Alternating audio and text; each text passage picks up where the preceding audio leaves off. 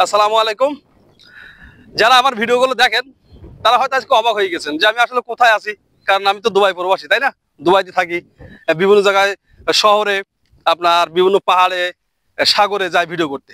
তো আমি দেশে আসছি, তবে দেশে এসে প্রথম আমি আসলাম এই পাট খেতে।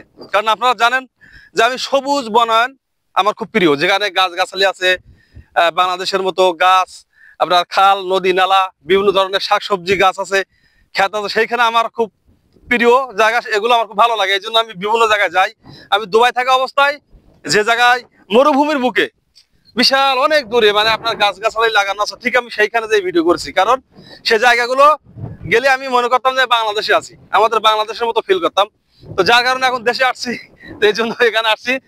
আর অনেকে জানেন আমার বাসা সাতক্ষীরা, এবং যারা জানেন না তারা আজকে জেনে গেলেন। তো সাতক্ষীরা শুধু মাছের জন্য বিখ্যাত না, শুধু আমের জন্য বিখ্যাত না। সাতক্ষীরার মাটি মনে করেন অনেক সুন্দর, বেলি দোআঁশ মাটি বলা হয়, যে কৃষি উৎপাদনের জন্য আমাদের সাতক্ষীরার মাটি সবচেয়ে উপযোগী। এখানে আপনি যেটা রোপণ করবেন ঠিক সেটাই হবে। আপনি পাট রোপণ করেন, এই পাটগুলো দেখছেন কত সুন্দর হয়েছে, পাটগুলো চেহারা দেখেন। অনেক জায়গায় পাট গাছ আছে, পাটের গাছ হলো আপনার কালো, মানে চেহারা ভালো না, শুকাই যাচ্ছে। কিন্তু এই জায়গায় যে পাটগুলো লাগানো আছে, এই যেখানে অনেক জমি দেখেন পাটগুলো লাগানো আছে, এই জায়গার পাটগুলো চেহারা দেখছেন কত সুন্দর। এবং পাট আছে যেখানে যেখানে, মানে শাকসবজি, বিভিন্ন আম বাগান, বিভিন্ন আপনার ফলের বাগান যেগুলো আছে। তো আমি আপনাদেরকে মানে এক এক করে সব চেষ্টা করবো দেখানোর। অবশ্যই আপনারা আমার সাথে থাকবেন। আর কোন কোন জায়গা আপনাদের দেখতে ভালো লাগে, পছন্দ হয়, এই জায়গাগুলো আপনারা আমার কমেন্ট বক্সে লিখে যাবেন। আমি সময় সুযোগ পেলে অবশ্যই সেই সমস্ত জায়গায় ভিডিও করব আপনাদের দেখানোর জন্য।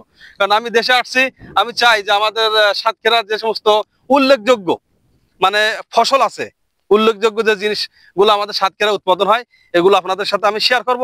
এবং আপনারা অবশ্যই আমার সেই শেয়ারগুলোতে আপনারা মতামত জানাবেন, তাহলে আমার আরো ভালো লাগবে, তাই না? আমার ভিডিও করতে আরো আনন্দ পাবো আমি।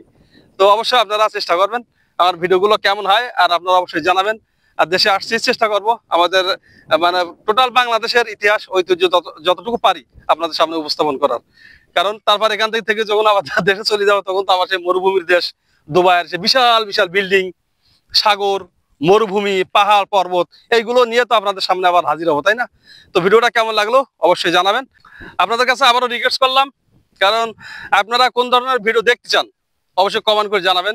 কারণ আজকে আপনাদের প্রথমে বলছি আমি যে আজকে আমাদের সাতক্ষীরা যে পাট উৎপাদন হয় এবং খুব ভালো হয়, বাংলাদেশের ভিতরে যে পাটগুলো উৎপাদন হয় তার ভিতরে মানসম্মান যুক্ত পাট আমাদের খুব, পাটের কোয়ালিটি খুব ভালো হয় এবং অনেক দামি এই পাটগুলা। তো আজকে তো এই জায়গার ভিডিও আপনাদের দেখালাম। তবে পরবর্তীতে কোন ধরনের ভিডিও দেখতে চান আপনারা অবশ্যই কমেন্ট করে জানাবেন, আমি চেষ্টা করব যতটুকু পারি আপনাদেরকে দেখানোর। কারণ ভিডিও করতে আমারও ভালো লাগে, আর আপনারা যদি কমেন্ট করেন, আপনাদের মূল্যবান মতামত জানান, তাহলে সেটা আমার জন্য আর খুব ভালো লাগবে। তো সবাই আল্লাহ হাফেজ।